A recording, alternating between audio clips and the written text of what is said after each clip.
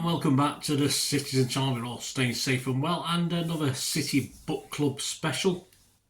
And this time we're going in the company of still with us, isn't he? The ambassador, Mike Summerbee, still in the matchday programme as I'm recording this in December 2024. So we're going to have a look at his autobiography. And a look at as his time was drawing to a close, we're going to look at something, a chapter called Turbulent Times, which is chapter 15. So we're just going to have a little read of that and sort of see any memories we've got. Anything you've got memories of this, guys, just please let me know. The summer of 72, Joe Mercer left Main Road for Coventry, and before the end of the next season, Malcolm was gone too. And for my time at City, it wasn't the same without the two men who made me the player I was. Perhaps inevitably there was a period of instability that affected everyone. Johnny Hart became manager for a few months but resigned through ill health. Tony Buck was made caretaker for a little while, but the board wouldn't put trust in an untried boss, so they opted for an experienced manager with a hard man reputation in Ron Saunders. He arrived in November 1973, but he too was gone before the end of that season. When Saunders came, he found it very difficult to handle the players we had. By that time, Dennis Law had also been signed from United, and the forward line consisted of Dennis, Francis Lee, myself and Rodney Marsh. We were all experienced professionals with big characters, and he seemed overawed by the challenge. He just couldn't manage us. Mike Dole was a City Blue through and through, and he couldn't get on with Ron either. All Saunders had to do was treat us normally, but he didn't. He got us in for training before the rest of the team and had us doing different things. I suppose it was a classic Sergeant Major tactics, but that wasn't going to work. It was ludicrous. I remember going to training one day and he had the Futcher twins there for shooting practice. Behind the goal was a quartet of ball boys, Law, Marsh, Summerbee and Lee. That was the mentality of Ron Saunders. I didn't think it was getting the respect I deserved, and I'm sure I wasn't the only one who felt this way and was upset as a result. Having said that, it can't have been an easy situation for Saunders with so many international players and the club struggling after all the success with Joe and Malcolm. But I can't help but feel he tried to change something that didn't need changing. It wasn't a case of player power against him, it was just a case that when senior professionals are not treated with respect, it is bound to cause aggravation. But we weren't stupid, we kept on training hard and playing hard because we were never going to go out on the field and make fools of ourselves. Despite the antagonism in the dressing room, we reached the final of the League Cup in 1974 where we faced Wolves. It was my last game at Wembley, but I don't recall it with any fondness. We lost 2-1, we had some chances, didn't take them, and what I remember above all is sitting on the coach next to Dennis Law as we left the stadium and seeing how much losing had hurt him. Dennis was one of the great players of my era, of any era in football in fact. I remember saying to him on the coach that at least I could tell my grandchildren had played alongside Dennis Law at a cup final. It was a corny line, it didn't cheer him up, but I meant it all the same.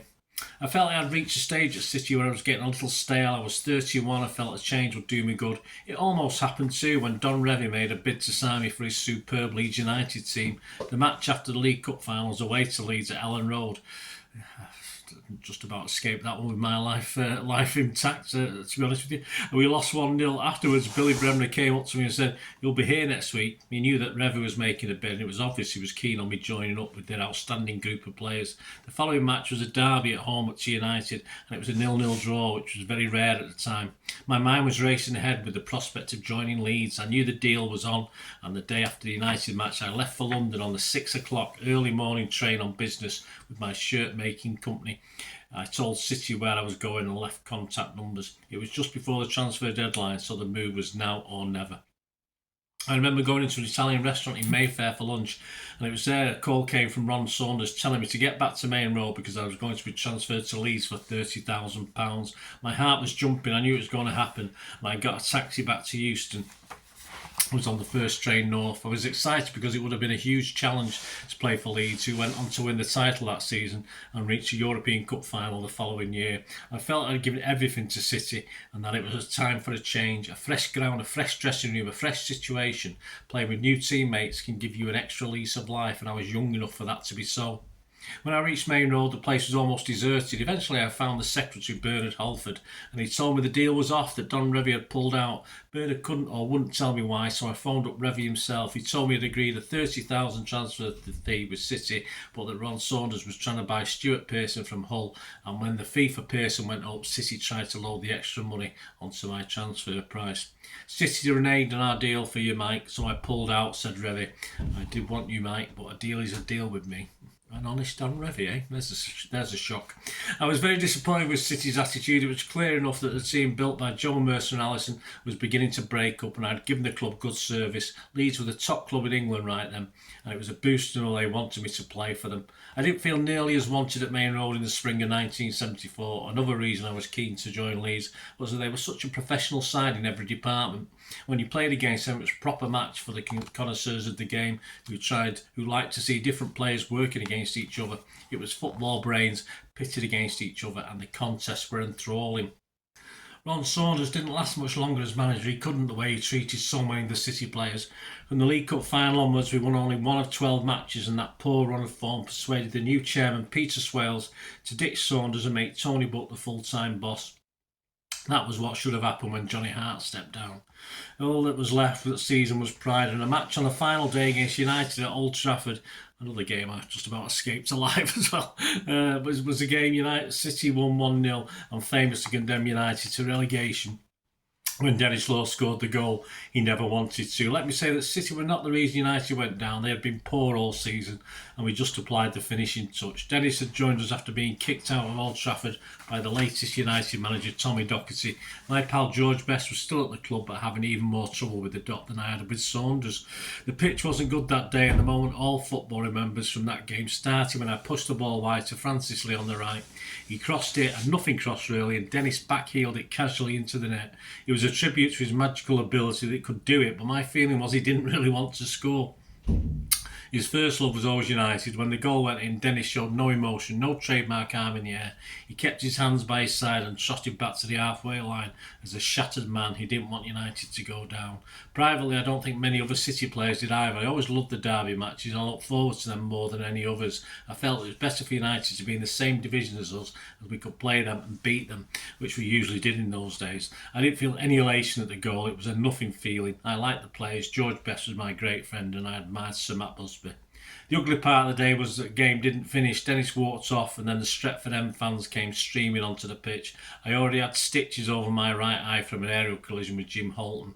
We had clashed heads and I came off worse. As the supporters invaded the pitch, someone hit me on the back of the head with a big stick. Maybe it was a corner flag. I know I didn't see it coming. It split the back of my head open. They were frightening scenes as the game was abandoned, and I took off my blue shirt to try and hide the fact I was a City player. It didn't make any difference. They must have been looking at my nose. This was the first hooligan violence I encountered personally, and today we'll close the stadium if it happened. Afterwards, the press questioned me about the stitches all over my head, how it had happened. I said it was all part of the clash with Holton. I didn't want to make an issue of it. If I had done it, it would have caused a lot of trouble for United. It was my decision to keep quiet about what had happened. I was concerned about the way Dennis Law was hurting so much. I wasn't concerned about myself. I could take a bit of pain. I had more stitches in my head during my career than I'd eaten hot dinners. It was a nasty way to finish, though. That night I went with Dennis and our wives to watch Rod Stewart doing a concert at Bellevue. We went backstage to see him afterwards, and the atmosphere was so much more civilised. We had one final match that year, a friendly away to Panathinaikos in Athens after the league season had ended. It was meant to be a relaxing trip, but Tony Buck had not long taken over and wanted to show who was in charge. After the match, we were invited into a tavern in central Athens to have drinks with Ferenc Puskas, then the manager of Panathinaikos. He was one of my heroes, and when Tony said they all had to go back to the hotel after dinner and miss out on seeing Puskas, I rebelled.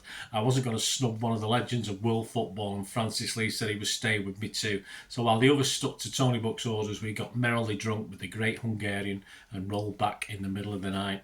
I guess that was the end of the road for Francis and myself at City, even though we still had something to offer. Francis was luckier than me. He got a £100,000 move to Derby just before the start of the 74-75 season, and I ended ended up winning another league title with them, and ended up winning another league title with them. He was as happy as I was at the way we were being treated, and he found the exit door quickly. I was stuck for another season and played as many games in the reserves as the first team. The writing had been on the wall from the moment when Peter Swells became chairman. The first thing he did was take down the pictures in the boardroom from the previous era when we'd won every trophy going. He didn't want any association with the past regime, but I couldn't understand that. You can't change the history of a football club, and this was history to be proud of, but Swells wanted it all out of the way, and he wanted to get rid of influential people who were aligned to that era. I don't blame Tony Butt for the problems. I roomed with him as a player for many years, and he's still a friend. It was difficult for him when he became manager because the chairman was such a dominant personality with an ego to match. It wasn't easy for Tony to make the transition, and it made my final year at City less than enjoyable.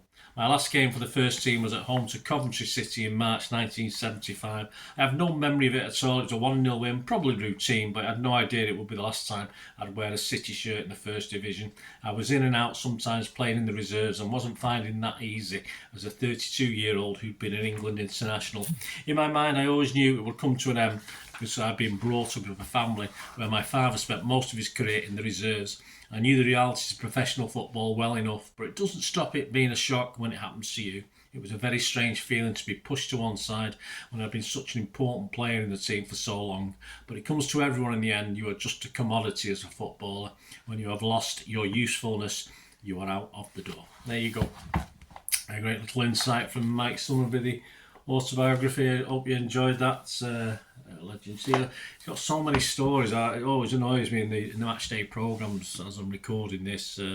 He just sort of brushes over. Doesn't really talk about the past. He just sort of the usual things you get when welcome to the team. We play, nice to play him or blah blah blah. You don't get this sort of insight, and it's a great shame. I don't think there's any rule that you can't show insight. I don't know, but that always depresses me when you got such a wealth of information from a guy like Buzzer.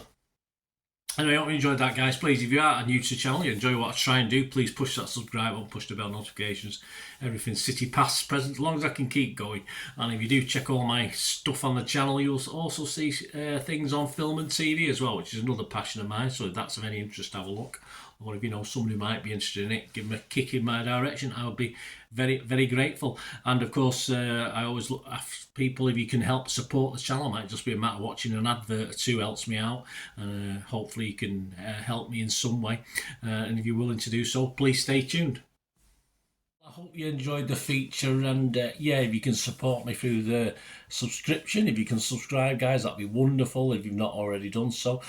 We do actually have memberships at the moment, just 99p a month, so you get access to all my City stuff, including all the history vlogs, dozens and dozens not been published yet that you get immediate access to, and every time I do a edit and do a vlog, you get immediate access to it as well. So you can have a copy of scripts as well if you want any hard copy of the sort of things I do on matches and teams and managers and players, etc, etc. So if you can join the membership, that'd be wonderful. We do have sponsors at the moment. Piat 6505 are our current sponsor. They have a little eBay shop, so if you check in the comments section, there's a link there to the shop. They sell movie posters from the 90s and 2000s. They sell DVDs, some classic Hollywood movies, some classic foreign language ones. And if you do see anything you fancy on there, if you do place an order, just mention me, just say Bernard sent you, and you automatically get 10% reduction in the cost of your order. So fill your boots, guys, and my thanks to Piat 6505. And yeah, if you want to support the channel just by watching the ads, that helps. Watch the ads, let them play through while you just have to check your phone or something, let it play out. And of course, if you follow any of the links, that always works as well. You follow a link to one of the ads and you fancy something. I've done it myself. I've followed a link and actually purchased something from another organisation, but it can happen. It can happen. Not all ads are stuff you're not interested in. And of course, if you can give us a like, guys, that would be absolutely fantastic. All likes are much appreciated. Anyway, thanks for watching. Until the next time, of course, I only ever ask one thing, don't I? Please, I ask you all to stay safe, especially you Blues. Until the next time, come on, City. Bye for now.